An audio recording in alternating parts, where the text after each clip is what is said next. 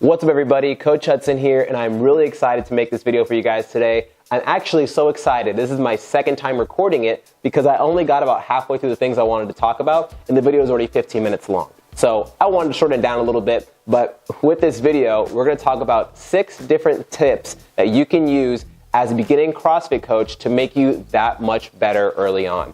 There's a lot of things I wish I understood or actually just had the idea of early in my CrossFit coaching career, because it would have helped me become that much more effective of a coach early on, help my athletes see better results, and just make my relationships with my athletes, with my clients, that much more effective. So whether you are a newer CrossFit coach, you've been doing it for about a year or two, whether you haven't even taken your L1 yet, but you're contemplating it, this video is for you. Let's dive right into it because again, I don't want it to be a 30-minute video, getting right into tip number 1.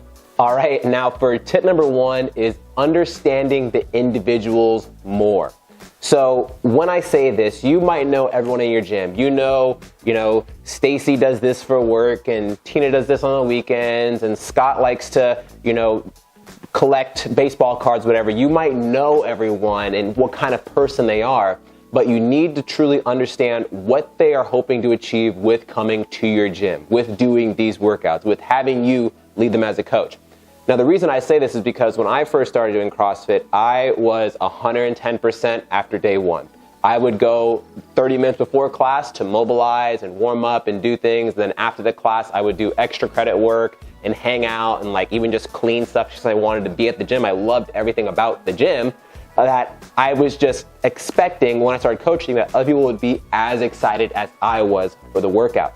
Not everyone is going to be like that. If I see myself in my own head working out, yeah, I love to go really hard and lift heavy weights and try all these super challenging movements, and you might have a good amount of athletes in your classes like that. However, it's very rare to have every single person like that. You might have people on the other side that only like to come 2 to 3 times a week. They come just to be, generally fit and be healthy and learn how to move their bodies, but CrossFit isn't their, main hobby. CrossFit isn't what encompasses their entire life. Unfortunately, I don't know how they do that. They must have families and stuff. But anyways, everyone has different goals they want to achieve with the workouts, whether it be literally like their physical goals, whether it be goals of just, hey, I want to be the best athlete I can be, or I just want to be healthy. So understanding what people are hoping to achieve from the workouts is crucial. Simply asking them, hey, Deborah, you've been coming here for a few months now. How have you been liking the workouts? How have your results been? Have you noticed any changes in your body or anything like that? And see what they say. See what they want. Are they happy? Are they not quite happy? What can you do as a coach to help them get more effective workouts? Maybe you lighten the load for them and say, hey, this weight's heavy for the deadlift today. Let's go lighter. Hey, we have muscle-ups today, but I know you don't care about muscle-ups. Let's do strict banded pull-ups instead. And having that knowledge base of everyone's goals with these workouts can help you give everyone that much more personal feedback within the class to allow them to get that much more results from the workouts and allow you to have a better coaching relationship with those athletes. So, done with tip 1, on to tip 2 before we start rambling too much. Tip number 2 is asking lots of questions. You can literally ask anybody questions. You can ask your gym owner questions. You can ask other coaches questions. You can ask the athletes questions. Ask anyone as many questions as you want when it pertains to fitness, because the more knowledge base you have, the more effective of a coach you can be. Some examples of this would be, let's say you're a CrossFit coach and you see another CrossFit coach leading a class. And you see them leading the class and they use a certain mobility drill that you're like, whoa, I've never seen that before. It looks super interesting. I wonder what it's for. Ask them after the class, hey, Coach Tom, what was that mobility drill you did? What was the purpose of it? What were you hoping to achieve from that? Maybe you might see a member during open gym doing some kind of exercise, and it looks like some kind of like a rehabilitation exercise, some kind of accessory drill. And you ask them, hey, Steven, I see you doing this drill. What is it for? How come you're doing it? Do you have any past injuries?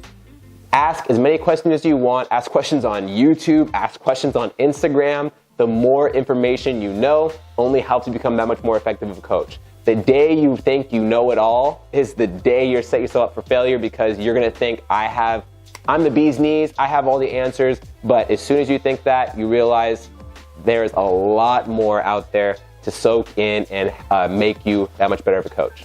Now, tip number 3, this one is near and dear to my heart. This is something that I've struggled with tremendously and probably took me 3 or 4 years into my 6-year span of doing CrossFit to finally get over.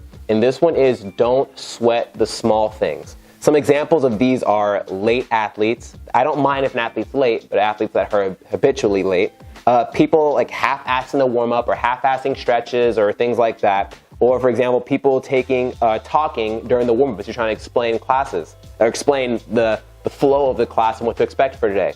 A funny story, I won't say any names here, but one time a member was talking to another member in the middle of me explaining the warm-up or the strength portion, something like that. And the thing is, it wasn't like a big open circle where they can kind of whisper and I wouldn't hear it. Like, I could almost not even hear myself because the member was talking so loud to the person as they're like 5 feet away from me.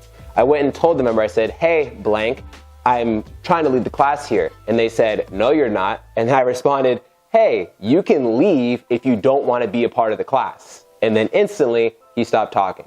Anyways, maybe I'll give you guys more stories like that. Let me know down below in the comments if you guys want more funny stories of my coaching experience. But anyways, not sweating the small things, letting those things get to me only made me frustrated or upset or a whole plethora of emotions that kind of got me flustered and would have me feel some type of way for the rest of the class, especially towards that person.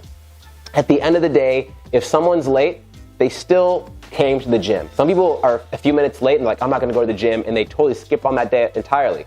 I would rather someone show up late and me have to rush them through a warm-up and say, "Hey, jump on the bike for a few minutes and hit these couple quick stretches and join us," or whatever it may be, to help that person feel welcome and come into the class. And then if it is a thing that is habitual, that is pretty routine, I ask them, I go, "Hey, how come it seems like, you're always running a few minutes behind? Is it a work thing? Is it whatever?" And you try to get that person to understand that, hey, if you were to come to class on time, obviously it'd be more beneficial. It'd be easier on me and for you. But some people, it's just not that can't be a possibility because they are getting off of work at 4 and class starts at 4, so they get there at 4:05.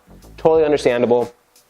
People half-assing the warm-up, I give them a reminder and say, "Hey, Thomas, make sure you're moving on this warm-up. Let's get warmed up." And if they choose not to warm up fully or not fully commit to the warm-up, that's on them. That's not I'm their grown adult. I'm a grown adult. I'm not going to babysit them and watch every single step of what they do inside the gym. If I ever make the statement, "Hey, it's important to warm up. We have heavy barbells coming up. We have lots of reps coming up. Make sure your body is primed and ready to go." At that point, it's their choice to go as hard or as light as they want in the warm-up to get their body primed. And then people talking during the warm-up. If I see someone talking during the warm-up as I'm explaining the warm-up and they ask me a question, I will go and say, "Hey, I explained this as I was talking about the warm-up earlier, but you didn't hear me because you were talking. This is what we did. Please make sure you're not interrupting me during me coaching the classes." This can be taken as rude, especially on how you deliver it if you sound kind of bitter in your voice when you say it, but sound bubbly, sound like it doesn't affect you, even if it does affect you, and get the people to understand that, hey, Coach Hudson doesn't let it slide when people talk during his class, so or talk during the warm-up or talk during explanation, so therefore I'm gonna make sure I don't do that and save my talking for during the warm-up, during stretches, during the times where it's more acceptable to be, talking. So that was something that was it really got to me personally, because going back to that person that I was when I started CrossFit, I fell in love with it. Everything the coach said was, the word, and I would listen to every single word he said and like soak it all in as much as I can. So that's something that if you are someone like how I used to be, I recommend using those tips, because letting yourselves get frustrated over little things like that definitely hinder your ability to coach. Now, for tip number 4 is being more strict with movement. As I started coaching, and obviously when you start coaching, you don't know everything. You don't know how to teach someone to do an absolutely pixel perfect squat clean or an absolutely amazing, butterfly pull-up. And you kind of have to learn those with experience and as you try to soak in more information from other coaches, online sources, things like that. So even though we all know how an air squat should look, how a deadlift should look, how a thruster should look, things like that, once you take your level 1 certification.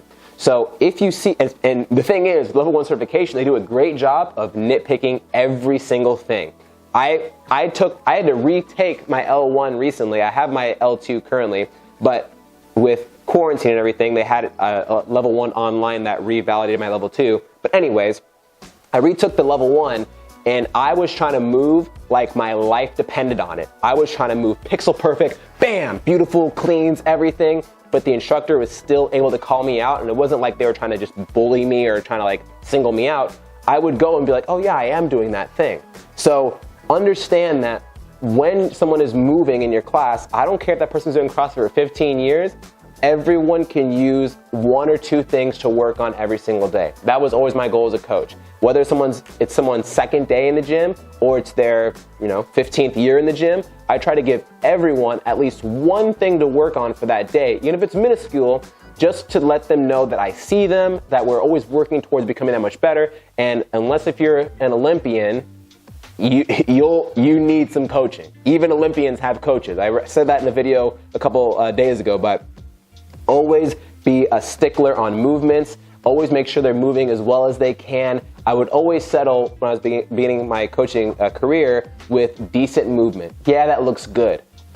I want that movement to look perfect. There are a couple athletes from the top of my head over my 6 years, and over me coaching at 4 or 5 different gyms, that I would have to work as hard as I possibly could to see them make 1 mistake.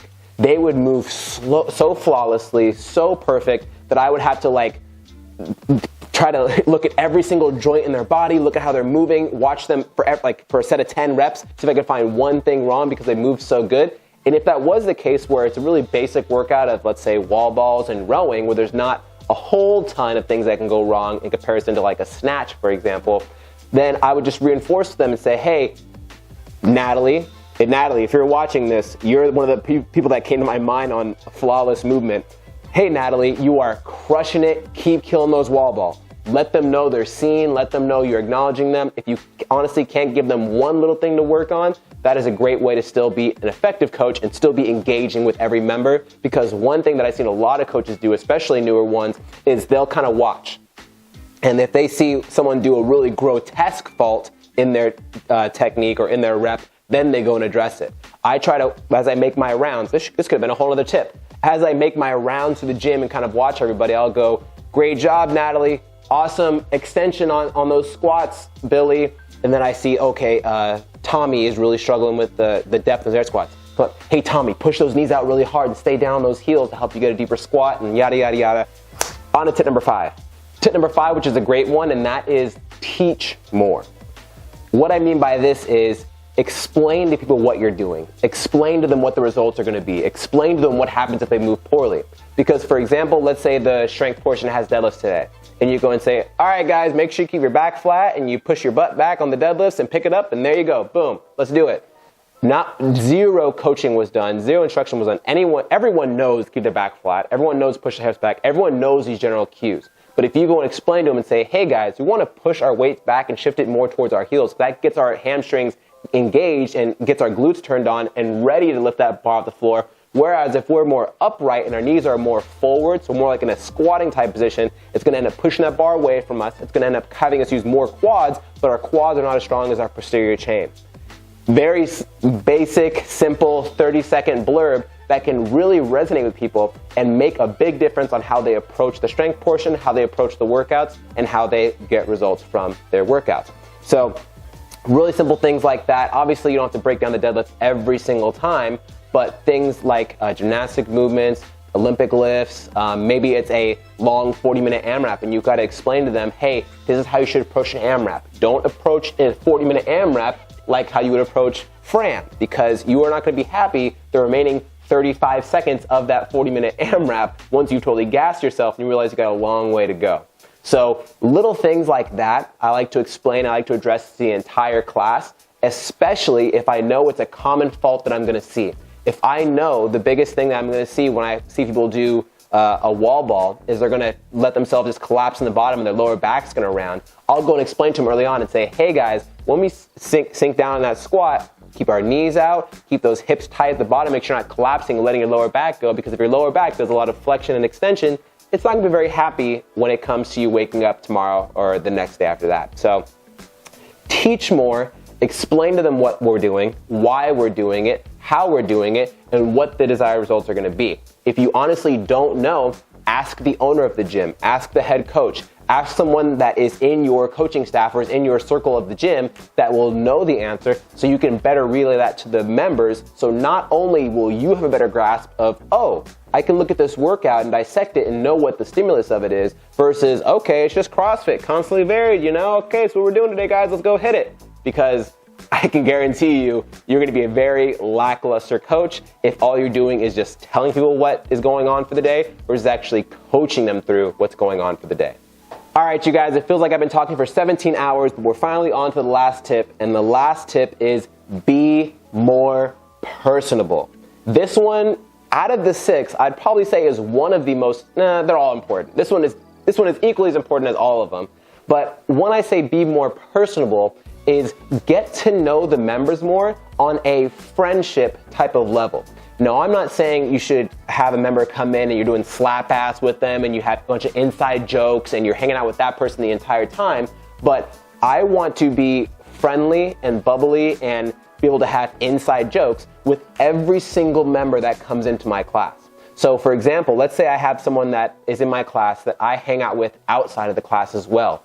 I'm going to be hanging out with that person as little as possible, other than just for the coaching aspect of giving them feedback and things like that. But if there's someone that's, let's say, has only been there for a week, maybe they're brand new to CrossFit or they came from a different CrossFit gym to here, I will go out of my way and talk to them more to get to understand where they're from, what they do, all these different things, because that way you build up a rapport with that person where they're more open to you and they're more susceptible to feedback from you versus just having a coach to member or coach to athlete type perspective. Because some people will come to the gym expecting, okay, I'm doing a class, but I'm not going to build any relationships. For example, not to put any, shade on other workout programs out there. As long as people are working out, I'm happy. But I went to a Barry's boot camp one time, and it was Barry's boot camp. That's the one with all the treadmills in it. If it's not Barry's boot camp, let me know in the comments. But it's the one with like the treadmills, and you do like a sprint on the treadmill, and then you do like some arms, a sprint, and then some shoulders and things like that. And the instructor didn't ask me what my name was. I didn't know maybe she didn't announce her name at the beginning of the class, like, hey guys, this is, whoever so-and-so here, and we're gonna do this workout. But once the class was done, it was done. Like, she left, we left, there was no type of relationship going on there. It was simply a service, and then I left. The reason CrossFit is so successful is because of 2 things. 1, because it works and it gets people results. And 2, because of the community, because of all the friends you have in the gym, because of how much fun you have when you're in there and how much smiles and laughs you get to share with other people. So I try to make it seem like I'm not the almighty coach and I walk with my chest all big and everyone listen to me and do as I say. It's, hey guys, what's up? I hope everyone had a great day. Let's have a fun workout and let's get going. So that one I feel like is very, very crucial to help break through barriers with new members, especially if you know that your gym is struggling to retain people. Make it seem like a family. Everyone in there should be friends. Another great tool for this would be, let's say you have a member in your class that is very talkative and friendly, and you approach that member either at the beginning of the class or right before the class starts and say, hey, would you mind, this member over here, I'm going to introduce her to the class in a little bit. Would you mind kind of hanging out next to her and talking to her a little bit and asking her questions and kind of showing her the ropes as I kind of lead the class and kind of walk around? And hopefully they say yes if they're a nice person. And if they do say yes, then awesome, because now that person instantly has a friend off day one. If the member that's being nice to the newer member probably knows everyone else in the class and can introduce them to everyone else and instantly let them merge into the family, the community of the CrossFit class, the CrossFit gym. So that one, in my opinion, super, super crucial. No matter how great of a coach you are, no matter how crap of a coach you are, no matter how fancy or not fancy the gym is, no matter how much the gym costs or how little the gym costs, this one is crucial, in my opinion, when it comes to leading an effective CrossFit class and having an awesome, CrossFit gym. So those are my 6 tips for brand new CrossFit coaches. If you guys have any questions or comments, leave them down below, not baloney. And then also check out the videos I posted to the side, because those are also very helpful videos that can make you even that much better of a coach. Otherwise, make sure you follow me on Instagram at Constantlyvariedfitness. I don't know what to say anymore because I've been talking too much to myself in front of this camera. So later, everybody. Have a great rest of your day. I'll see you guys soon.